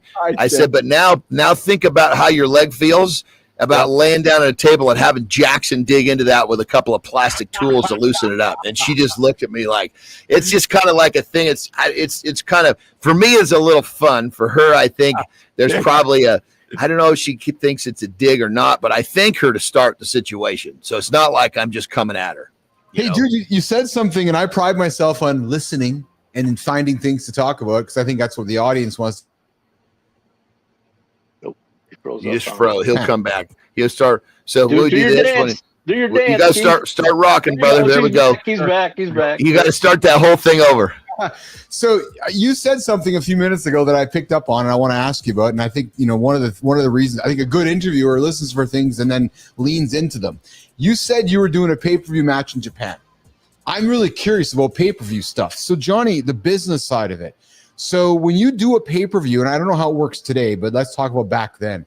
Was it like were you paid on a percentage of the gate, paid on the percentage of the pay-per-view? Did you know how many people tuned in? Like, were all those numbers transparent? Was it just, so go with me here. Was it like, or actually, Johnny, play with me here. It was like, okay, we had 1 million people and you get a certain percentage. So peel back the onion for us, for those that are curious. How does the pay-per-view mechanics work for well, it's different for every company because they get to decide the rules. But for the most part, you're going to get a piece of that depending on where you are in the card. Like Okay. the main event's getting a big piece. I shouldn't say the biggest piece of all the pieces of the talent. So it's, right? it's like a purse then. It's just like, so if it's like a purse, like and for racing, right? It's like a purse. There's $1 million in the purse and a certain percentage. Yeah, like you're getting your contract value, but your contract value will then explain what you get of a pay-per-view based upon where you are in the card. Okay. So we call it popcorn, right? You want to be after popcorn. Popcorn's intermission. Oh. After popcorn is when the fucking. Are you after popcorn? Yes. God damn it. You know, because the high, like the main event's much more than, you know, the third fucking match. If you're after popcorn, it starts to really get good. And then, John, does the same thing work with merch where it's like, okay, so just play with me here. So it's like, okay, you got a t-shirt and we sold 1,000 t-shirts, Johnny. Here's 1,000 t-shirts. You get X percent. We get Y percent. Like, I'm really trying to simplify it, but would that be what it's like in that industry where, you know, wrestlers? Well, again, it goes back to your contract. If you're doing really well, they're going to give you a bigger piece of everything. I see. Yeah. Because then they're smart, because then what they'll do is they don't have to pay you. I mean, granted, there's negotiations, all this, but let's just say that you got a fairly good paying base contract. Yes. You're going to fight for bigger percentages of your merch and your pay-per-views. But if you've got like a really ripping base, then obviously you'll take less on your percentages. So it's kind of a skin and a cat in two different ways. I'm also thinking too, if I'm the promoter, so Keith and Matt are the promoters of the show, and you're one of our workers, we're using the data of your merchandise sales. I'll use that one as very specific to make future decisions based on. Oh yeah, 100%. How your merch is doing is really going to determine where your play. If your merch is going up, you're getting put higher in the card. Yeah, because they're end of story. It's a huge indicator. It is, isn't it? Because as simple as that, right? Because it's Keith walking up, open up his wallet, going, "I want to wear the John Anderson shirt," and all of a sudden, if at the end of the night they've sold 30,000 John Anderson shirts, that's telling the promoter that holy shit, we got to put this guy over, right? Yep, start moving it. Yeah, You're going to develop a storyline around him. We got to put him where everybody sees him. Because keep in mind that, like, I got a buddy of mine who's at the top right now, just fucking crushing. I worked with him in New Japan, Finn Balor. Okay, and dude. His they get merch checks every quarter. Okay. You know, his merch checks are fucking 7-figure merch checks. That's fucking cool, 7-figure plus. I'm not going to air shit out, but multiple 7 figures every quarter for fucking merch. Right? He's on the AEW promotion now, isn't he? Isn't that where he is? AEW? No, if he got moved, I can't imagine he is. He's one of the top in the WWE right now. Oh, I thought he was. Oh, yeah. I'm sorry. I meant WWE, not AEW. Yeah, he's in W, not in Khan's promotion. Sorry. Yeah, AEW doesn't have those type of pockets. I mean, the guys that are that good, they're going to get pulled in by WWE. They'll just pay so much more. Yes. You know, it's like, I'm trying to think. It'd be like the NFL and the Canadian Football League. They're both great. You're making great money both places, but it's just the brass ring. I mean, the brass ring in WWE now. These guys. Some of these guys are in the brass ring. We're talking about the top. Yes, it's a single digit number. Like that's the brass ring. Maybe low double, right? Yeah. These guys are making $25-35 million a year. Wow. Yeah. No, it's really fucking changed. You know, there's so I don't know how much attention you're paying, but there's a big storyline happening right now with Randy Orton, Jelly Roll, and Logan Paul, and it came to life last night on the Jimmy Kimmel show where Jelly Roll choke slammed Logan Paul into the desk, and they're working their way up. They're doing a big angle. Those guys, those you know, they're going to make an appearance, right? Yeah. They're going to be making 7 figures every time they fucking go on TV for a night. Wow, it's unbelievable, man, unbelievable. Yeah, but that just shows you the type of. I mean, Vince McMahon was a fucking brilliant businessman. Yes. Oh, I agree with you. Brilliant. I there's no question, you know, we'll leave his craziness off. I grew up with that man, watching that man. I've said all along, there's two. That craziness is what made him a billionaire, you know? I agree. There's three. I think there's 3 brilliant marketers, businessmen that I grew up with. So did you, Johnny, and so did you, Matt, of our time. And I'll just put them on the table. Vince McMahon, Donald Trump and Richard Branson. Oh yeah, 100%, 100%. Branson was never even working on his companies. He was just off doing crazy fucking stunts.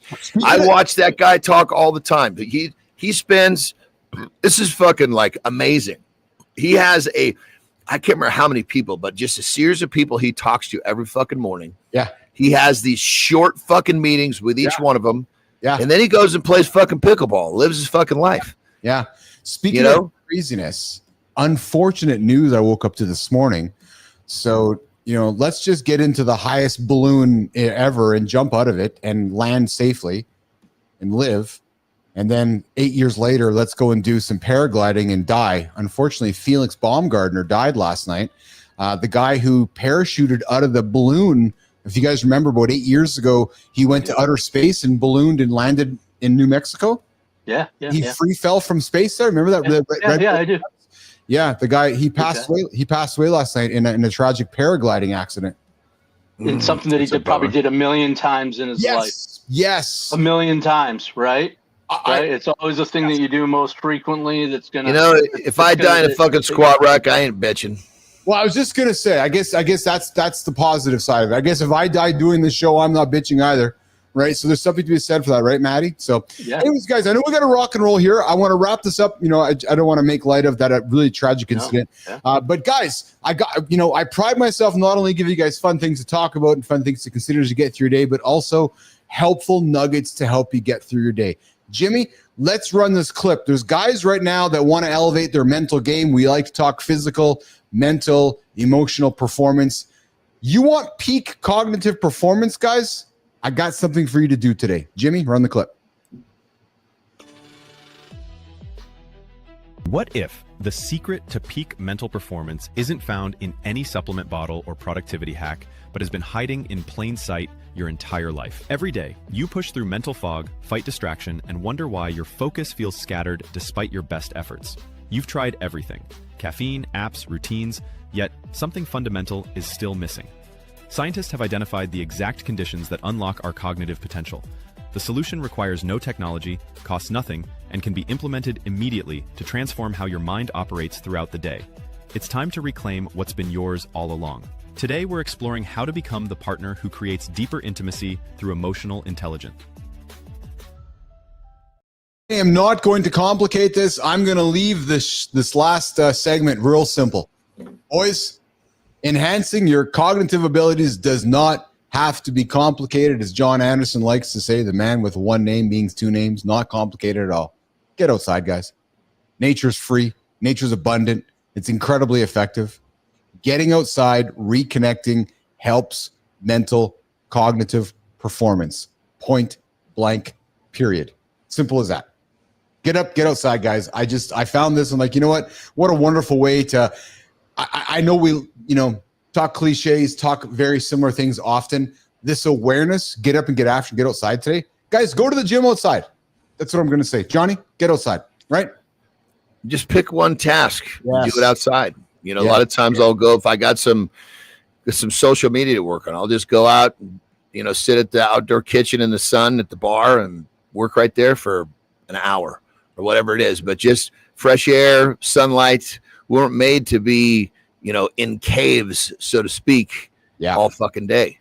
Yeah, it's so true, man. Scientific evidence says that, significant improvements, increases when we get out to our natural environments. Attention restoration therapy, Maddie.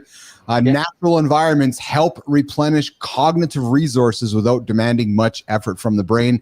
And I'm throwing it to you because I know you love going out for your daily walk multiple times. I was just about to mention that. Thank you for setting me up with it. Absolutely. It is the reason for my daily walk. I'm down here in my cave now, setting up this studio, and I could easily get sucked in here. I have to remember to get outside and go do something. That the big cliche right now is touch grass. People talk about that, touch grass, got to go touch grass, got to go touch grass. It's very real. It's very real. I know when I go out for a 30, 45, sometimes an hour long walk, and I walk in a neighborhood, man, I'm walking on pavement. I live in a decent, nice area. But even better is a park or a hike. We've got great places. Get out, touch grass, get in nature. I come back, that hour that I spend, that half hour that I spend outside, leads me to 6-8 hours of productivity and better mindset. No Love question about it. Love it. I'm going to cut some grass today, so I'm going to get outside as well. There you go. So, guys, what if, we got Peaches, Johnny. We got our friend Peaches on the comment. Peaches! I look to Peaches. Peaches says, being allergic to the sun, I have to prepare myself, but I still have to go outside every day or I'm just not mentally okay. So I totally agree on this. You got it, Peaches. Peaches, how are you? I hope you're well. And I'm glad you joined us on the show here this morning. Peaches, I always love seeing your name in our comments. I hope you'll come back and join us. Allergic to the sun. I never heard that before. Yeah. It's That's real, huh? There are Peaches, I feel for you, man. That's tough. Yeah. Johnny, Matt, what a fun show today. We started off having some fun and laughter about the incident in Coldplay. We got into some conversation on democracy. We talked Brotherhood. I just thought it was a very warm, engaging. The community was involved. We got Global coming in. I'll get into that in a quick second, but I know I got to get you guys going here. Johnny, what's going on this weekend in the loop, brother? This weekend doesn't look much different than I think the biggest change for tomorrow and Sunday is just I won't be here at 5 a.m. Yeah. I'll actually be training at 5 a.m. because those are days where I can actually start my productivity even earlier. So it's just I think I look at the weekend as, since we're not doing this, I have an extra 90 minutes that I could be productive. It's funny, you and me both. It's crazy, man. I get up, I'm like, holy God, I got 2 extra hours. What am I going to do with myself? It's actually true. Maddie, what about yourself, brother? Yeah, I got nothing really great planned except that it's supposed to be a decent weekend around here. So I'll probably get out to the lake and get out to nature a little bit. That's a place where I find energizing getting out to water. We should talk about water sometime. Yeah, water. I'm telling you, brother, water is one of those I'm so glad you said that. I have to be close to water. I know you. Or I'm just a weird motherfucker. Yeah. I've been living on the fucking water since I can see it, I can smell it. Every home that I've bought, like I'm on my lake house, it's on the fucking lake. Our Mexico house is on the Sea of Cortez. The one up in San Francisco is on the bay. Man has been by water since the beginning of time. It wasn't until recently we moved away from it.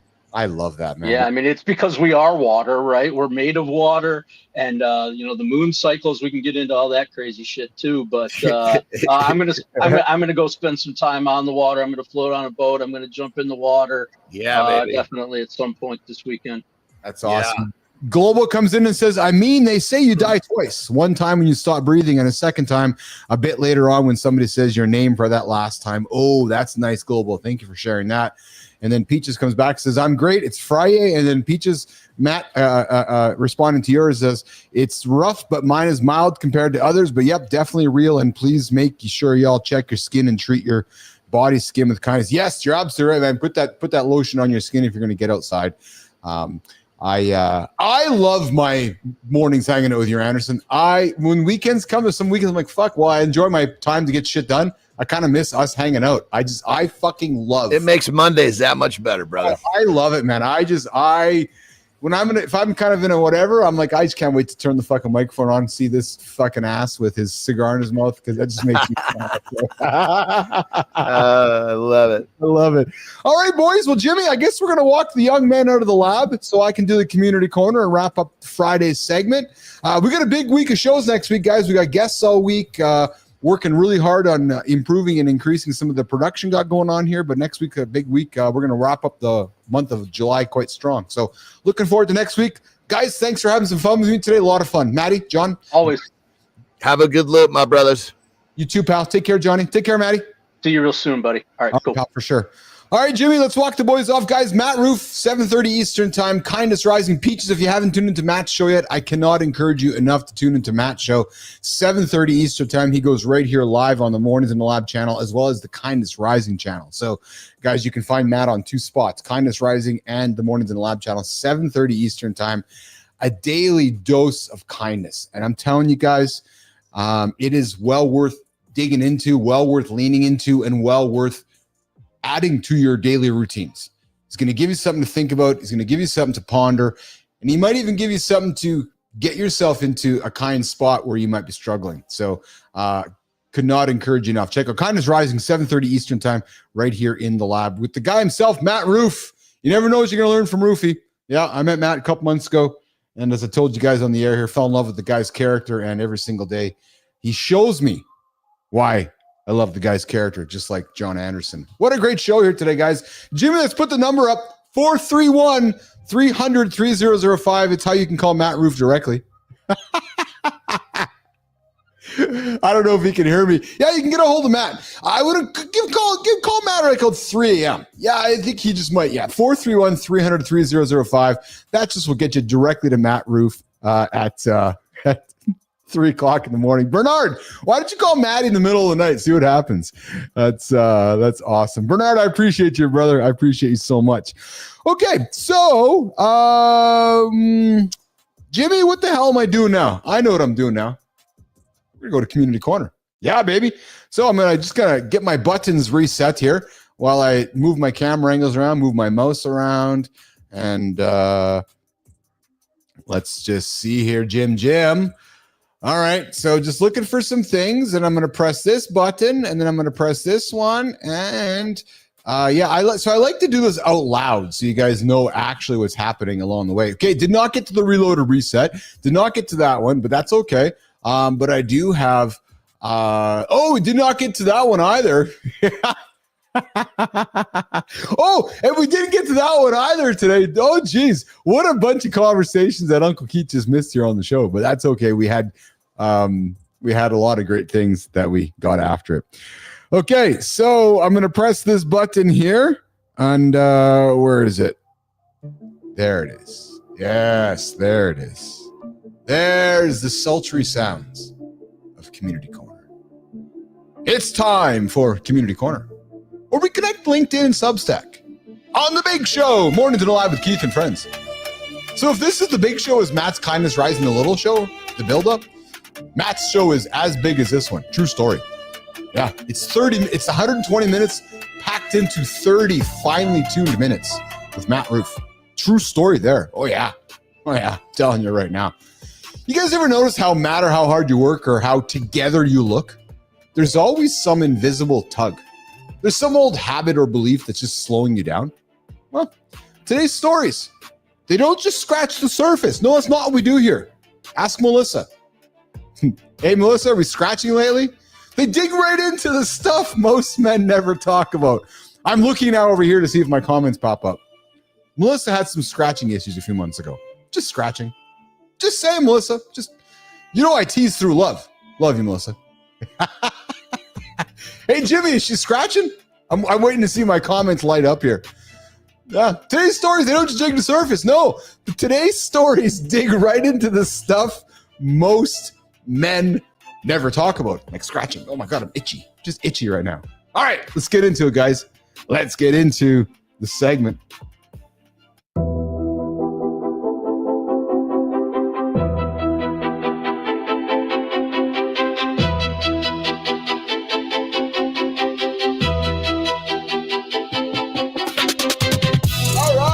Let's go. What if all your discipline and your drive just can't outrun the stuff your body still remembers from childhood? What if I never stopped dancing? All right, Cody. I told you guys this is like Peloton without the equipment. Yeah, true story.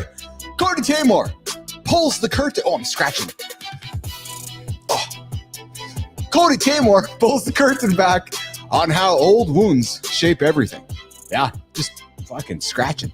From jaw tension to that random wave of anxiety in the middle of your morning routine. What's the wild part? Most of us don't even know we're running on old programming. Tamor says, you're not broken.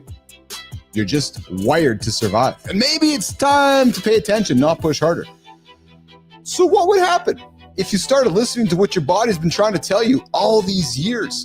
I invite you to find Cody on Substack over there and read his latest article on how your childhood trauma might still be rooting your life. Or running your life. Yes, that's it too. Hey, did you guys see yesterday's show? I was frolicking. Yes. All right. Achievement addicts? Anonymous? AAA? Yeah. All right, let's get honest. Are you hustling for goals or just chasing gold stars? Like a grown-up kid? Well, Jeff Gazea calls it toxic achievement zombie syndrome, or TAZ. Yeah, TAZ. Just TAZ. And if you've ever finished a big project only to feel nothing, you know exactly what he's talking about. He's got a challenge. Step off the scoreboard even for a minute and remember what it's like to actually enjoy the win. Geza isn't anti-achievement. He just wants you to see the difference between striving for meaning and mindlessly grinding for status. So when's the last time you did something just because you loved it and didn't care about the recognition? When? I'm asking you, when? Harlan Sparrow's got to take on it. Are you polite or are you just hiding? Sometimes being polite isn't about being kind. It's about keeping yourself small. Now, true story. If you're always, speaking of true story, you guys want to get a true story hat? The Morning Dot store is open. That's a true story. The Morning Dot store. Hats, stickers, 24/7 available. Yeah, there you go. But listen, if you're always smoothing things over and never speaking your mind, people start to wonder what you really stand for. Yeah. Harlan says kindness matters. So does Matt Roof. But if you're too agreeable, you're not being real. Yeah, I just agree with everything. Just agree. I have no fucking time for people like that. Yep, agree. Come on. Who are you? Show me who you are. Have a conversation. Invite me in. Share your curiosity. Don't just agree on everything. So it's a call out for every guy who's ever held back in a meeting or let a moment of honesty slide by. Nod. And then you bitch about it quietly later. No, stand up. Be confident. Get after it. So where do you land? Are you a straight shooter? Or are you that polite Canadian to a fault? What are you? All right, LinkedIn. Back to LinkedIn. Number 2. You don't need more time. You need enough. What? You ever feel like your calendar is the enemy? Because if it is, yeah. You want to know what I really think? Get a life. Yeah. True story. Don't let your calendar control you. Don't let your inbox control you. Somebody else's to-do list, somebody else's calendar. Wow. Dr. Carlos Saba flips the script. The real challenge isn't time. It's feeling like you're enough. You can block out every hour and plan every move, but if you're running on empty inside, no productivity hack will save you. So what's Saba's point? Well, maybe the real flex is believing you already have what it takes. Yeah, that's the real flex. Instead of chasing another fix, how about sitting with the feeling that you're good right now? So when was the last time you believed that? When was the last time you believed that? That's a wrap for the Community Corner right here on Friday. Just a guest. Yes, I see you. I'm looking down at your comment, the Canadian. I can't see what the other thing is there. Is that a beaver or what the hell is that? What's that comment there, Jimmy, in front of just a guest in front of the Canadian flag? My old eyes are trying to figure it out. Listen, there's a wrap for Community Corner. Yep. Which story landed for you guys? Which story? Which one was it? Still tracing trophies, biting your tongue, or feeling stuck on autopilot? I know there was one of them. And listen, if you want your story in the spotlight. Yeah, I thought that was a beaver. I like beaver. Fucking love it. Love eating beaver. Oh! Jimmy, did I just say that? Where's Johnny? Where's my foil? Where's my comedian? What's your story, guys? What's your story in the spotlight? Follow us, tag us, bring your real talk to the table. How can you do that? Well, come find us on LinkedIn. Come find us on Substack. Come tag us. Come post something and say, hey, what do you think of this, Mr. Keith? What do you think of this, Mr. John? You tag us, we might talk about it. You tag us, we might bring you into the lab. Justa, I've tried many wild meats. Yes. Oh, B-Drive, shitstorm is the mood today. Not sure how to interpret it, except it's sharpening the knife. Oh, yeah. Bernard, keep walking into that shitstorm, brother. If you walk into the shitstorm, I know you're walking out of it stronger than you were walking into it. I got you. I got you, Bernard. The entire Mornings in the Lab community's got you, B-Drive. So keep walking into that shitstorm, confident, shoulders out, face up, and embrace it. We got you, brother. All right, Jimmy, let's go to the Creator Spotlight. Let's kick it off with the first one. Boom, boom. The guy's name is Tom. Oh, Jimmy.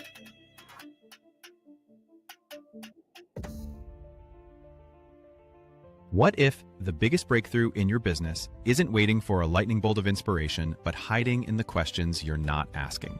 While most entrepreneurs freeze when faced with artificial intelligence, treating it like some intimidating black box, the real game changers are discovering something revolutionary. History shows us that every major innovation, from the printing press to the assembly line, succeeded not through sudden genius, but through persistent, methodical questioning and incremental improvements.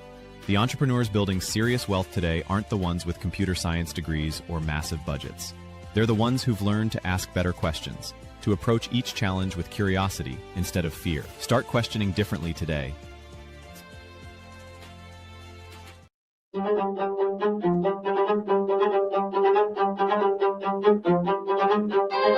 Tom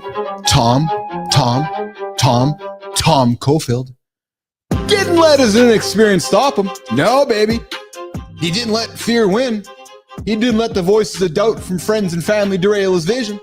No, instead he trained for not 1, not 2, not 6, 18 months. Survived hurricanes at sea and proved that ordinary people can do extraordinary things. Tom's story reminds us that the biggest adventures begin with the smallest decisions. That growth happens when we stop making excuses and start making moves. This dude, Tom Caulfield, is a true business athlete. So, Tom, here's how it works, brother. Would love to have you on my show. Yeah, my show, Mornings in the Lab with Keith and John. Every single day, right here, 8 o'clock Eastern Time. Tom, we'd love to have you on here so we can celebrate you. So we can take the big Mornings in the Lab spotlight, the big creator spotlight, and hand it to you, Tom. So you can move it through your community and shine it on somebody in your world. Enlighten and brighten their life on the next Community Corner Creator Spotlight on Mornings in the Lab with Keith and Friends. Yes, Tom, let's get you on the show, brother. Jimmy, who are we celebrating next, Jimmy?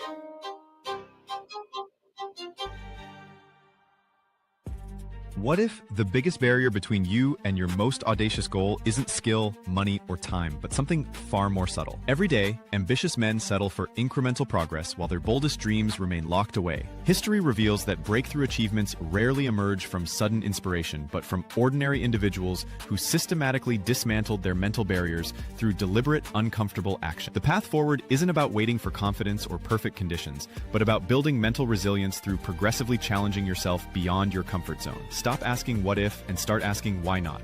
Your next impossible goal is waiting. Jimmy. Hey, Holroyd. Jimmy. Hey, what strikes me most about Angel is his genuine belief that anyone, and I mean anyone, can master AI if they bring the right mindset. Angel Paguero, we're celebrating you this morning on Mornings in the Lab with Keith and Friends. He's built multiple businesses while simultaneously educating thousands of people about the future of work and technology. But what really gets me fired up is his philosophy that barriers to expertise have been democratized. The guy's not just teaching people to use the AI tools, he's teaching them to think differently about what's possible when curiosity meets cutting-edge technology. Now, his community isn't just learning about AI. They're learning how to ask better questions, think bigger, and build the future on their own terms. And here's how it works. Angel, we're celebrating you, and I'd love to have you in the lab so we can pass you the Mornings in the Lab Creator Spotlight. So, Angel, you can celebrate somebody in your orbit on a future Mornings in the Lab Creator Spotlight as part of the Community Corner that drops every single day here at 9:30 Eastern time, right here on Mornings in the Lab with Keith and Friends. All right. Yes, sirree, baby.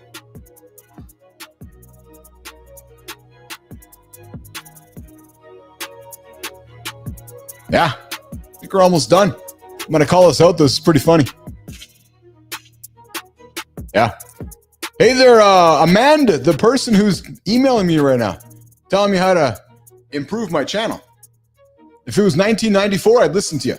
Dude, it's 2025, man. You're selling stuff from the 80s. It's time to progress. Not interested. All right, Jimmy. Morning to the Lab community. We are going to get after it and get out of here. Yep. Jimmy, we got a big week next week, man. Big week. We're going to end the month strong here in the lab. We got guests every single day next week. We got Jerry Maguire joining us a week from next Monday. Yeah, I said Jerry Maguire. Yeah, David Meltzer. The inspiration behind Jerry Maguire will be here in the lab. Yep. Bernard, I'm selling stuff from thousands of years of return business. I love it. Okay, so we're going to get out of here. Hope you guys enjoyed today's show as much as I did. We had a lot of fun here. I want to address the community. Lady Drew, appreciate you. Just a guest, I appreciate you as well. Bernard, you know how I feel about you. Appreciate you so much. Big time. Big fan. Huge fan of you, brother. Huge fan. Holroyd, huge fan of yours as well. Lady Drew, just medium fan. I'm kidding. Huge fan. Global, big fan of yours. Appreciate you hanging out with us. Peaches. Always love seeing your name in the community. Jimmy, not a fan of yours. Just Melissa's. Maddie, fan of yours too. All right, guys. Gonna find my buttons. You want a Mead brand deal? Yeah. I don't know what that means, Bernard. Oh, hold on a second here, guys. I'm going to get some buttons rolling here. There we go. All right.